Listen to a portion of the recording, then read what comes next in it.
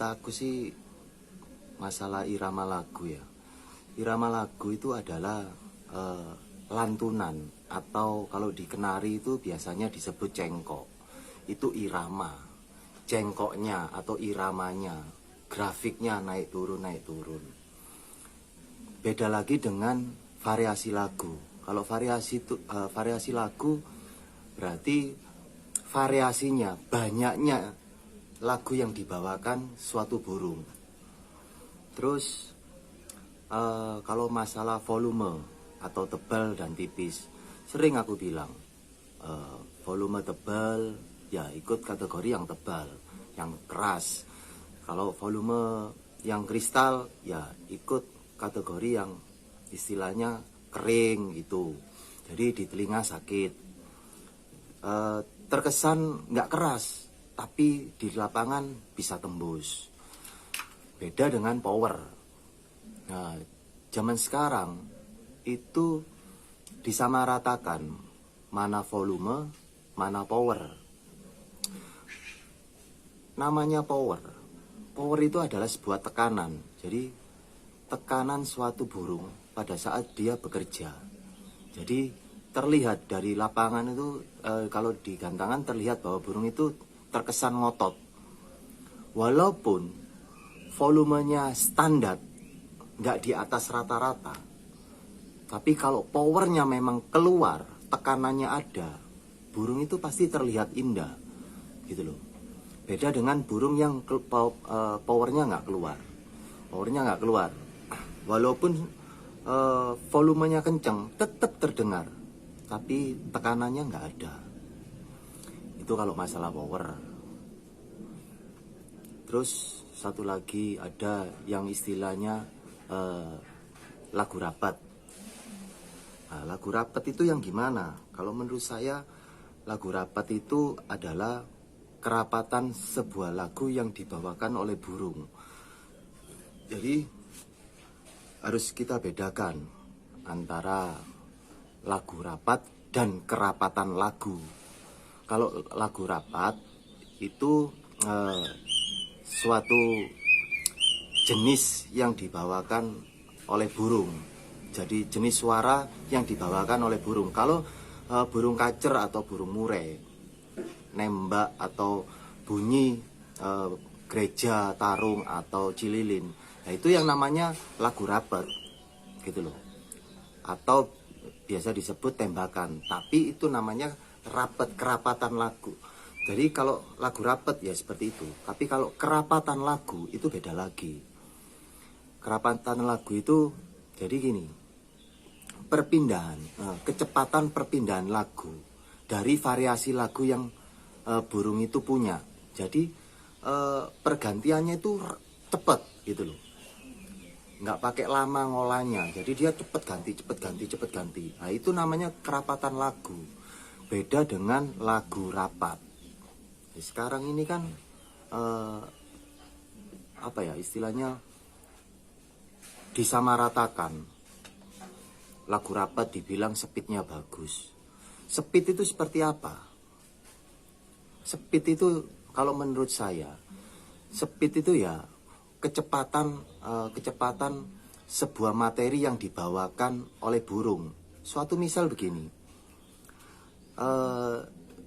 seekor burung menirukan suara lagu ciblek atau perenjak yang bunyi asli perenjak itu kan bunyinya ciplek. Nah, pada saat ada suatu burung atau salah satu burung yang membawakannya dengan cepat, itu yang namanya speed. Jadi kalau aslinya ciplek, nah, burung si A bawanya ciplek, ganti lagu lagi. Itu yang namanya speed, gitu loh. Dan burung yang nggak ngerol, bagaimana dia bisa mengeluarkan speednya, gitu loh. Kalau burung yang putus-putus, mana bisa. Jadi speed itu bisa keluar gara-gara burung itu ngerol, bunyinya nggak putus dan perpindahan lagunya cepet, variasinya banyak, perpindahannya enak, baru keluar speednya. Sama dengan gini, burung ngerol itu sama dengan kalau kita dengerin musik di dalam diskotik. Jadi pada saat lagu itu semakin naik, kita nggak kerasa, tapi kita ngerasa enak. Karena apa? Kebawa sama speed lagunya, gitu loh. Tapi begitu mereka turun 1 level atau 2 level, kita udah ngerasa, gitu loh, bahwa ada stucknya, gitu. Kalau menurut saya sih itu. Jadi masalah volume itu penting, harus kenceng, dan nggak mungkin lah pemain itu melombakan atau main burung itu hanya sekedar irama lagu atau volume yang nggak kenceng banget sampai dilombakan. Pasti dijual lah sama pemain. Jadi volume tipis itu yang seperti apa?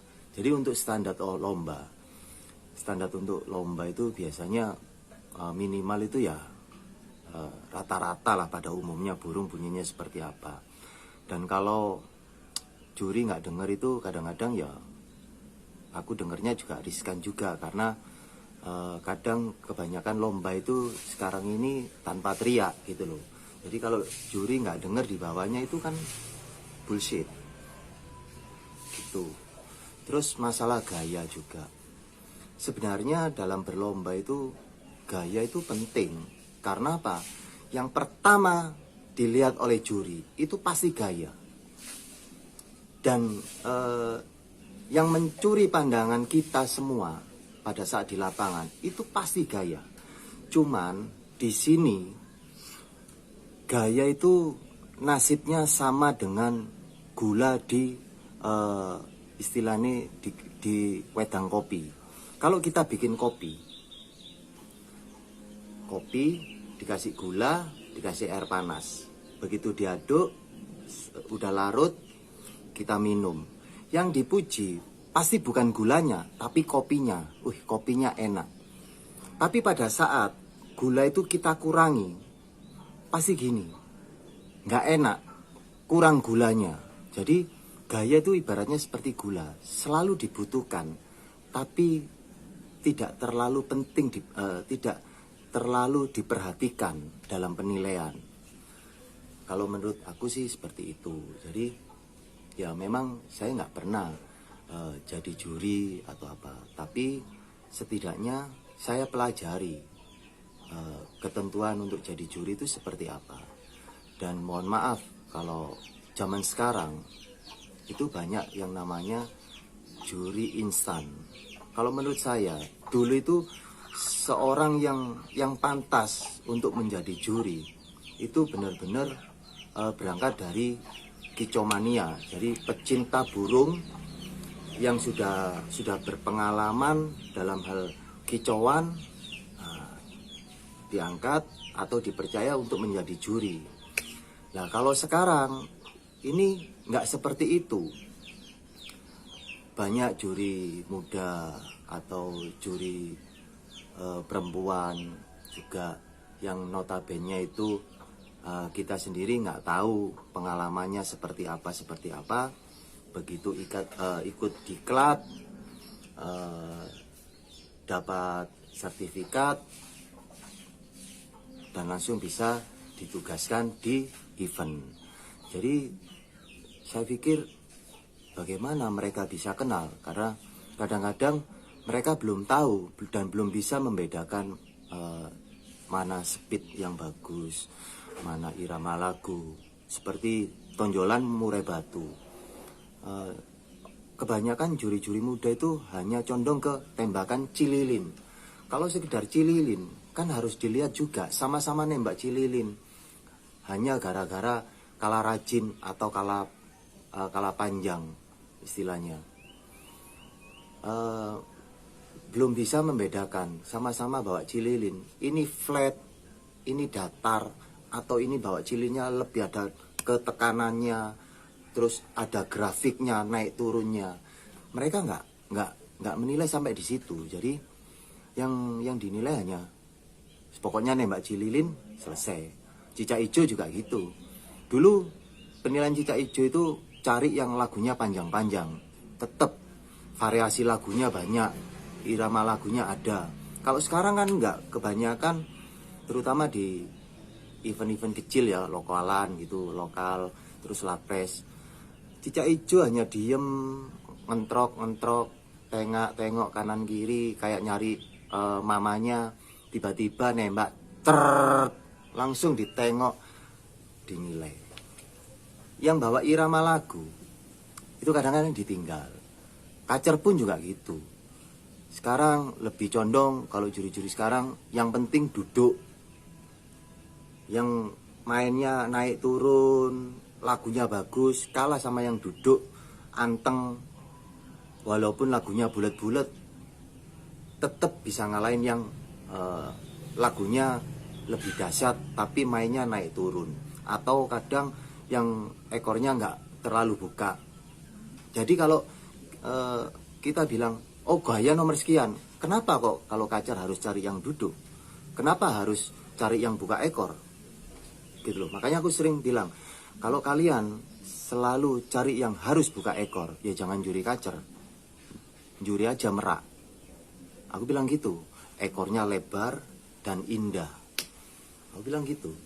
Murai batu, kalau murai batu sih ya kita harus bisa bedain mana yang birahi, mana yang enggak. Karena sama-sama sujud, kadang-kadang burung itu ada yang sujud karena birahi. Jadi volumenya nggak keluar. Bukan masalah volumenya itu nggak keras, tapi pada saat burung itu birahi akhirnya ngempet. Istilah kayak orang Jawa bilang ngempet. Jadi volumenya nggak keluar, bunyinya tengahan. Cuman memang dari luar itu sangat nipu gitu loh. Di luar terlihat indah gitu loh, karena kita ketipu dengan gayanya itu tadi. Tapi di dalam nggak keluar. Lah itu yang memang jadi momok gitu loh. Dan saya rasa dan saya harap juga para pemain atau perawat juga harus peka dengan burung rawatannya. Oh, burungku ini memang lagi birahi, volumenya nggak keluar. Harus sadar diri seperti itu. Dan juri pun harus juga, kalau bisa ya, kalau memang bagus ya bagus. Jangan asal nilainya, jangan hanya cari aman. Tapi tugas sebagai juri itu seperti hakim, harus pandai-pandai menimbang mana kelebihan dan mana kekurangan, mana minus dan plusnya. Jangan sampai burung yang kualitasnya di atas rata-rata bisa dikalahkan dengan burung yang kualitasnya biasa-biasa, hanya karena burung yang berkualitas ini hanya bikin sedikit kesalahan. Itu yang saya sayangkan gitu loh. Jadi untuk pengertian masalah lomba, durasi kerja lah apalah, memang itu teori gitu loh, teori. Pada prakteknya itu nggak sama. Karena apa? Ya karena yang bertugas memang banyak sekali yang masih kurang berpengalaman gitu loh. Bukan berarti saya meremehkan mereka bukan gitu loh. Semua itu sama, semua tahu burung. Tapi jam terbang itu penting. Jam terbang dan pengalaman itu sangat penting gitu loh. Karena ini masalah istilahnya juri. Indonesian Idol aja jurinya pasti sudah orang-orang yang benar-benar paham, benar-benar yang sudah pernah menciptakan gitu loh. Kalau di burung ya orang-orang yang sering nampilin jawara-jawara kicauan gitu, bukan yang berangkat dari burung lobet, pecinta burung lobet, ikut diklat, suruh juri ocehan. Akhirnya yaitu tadi seperti apa istilahnya, seperti koboi, tembak lari ngisi gitu. Jadi ya semoga ini juga bisa bermanfaat buat semua. Terus buat teman-teman kicomania, kalau bisa hal-hal seperti ini, perdebatan seperti ini harus bisa disikapi dengan positif. Cukup sekian dari saya. Semoga tidak ada perselisihan atau rasan-rasan di sosial media. Terima kasih.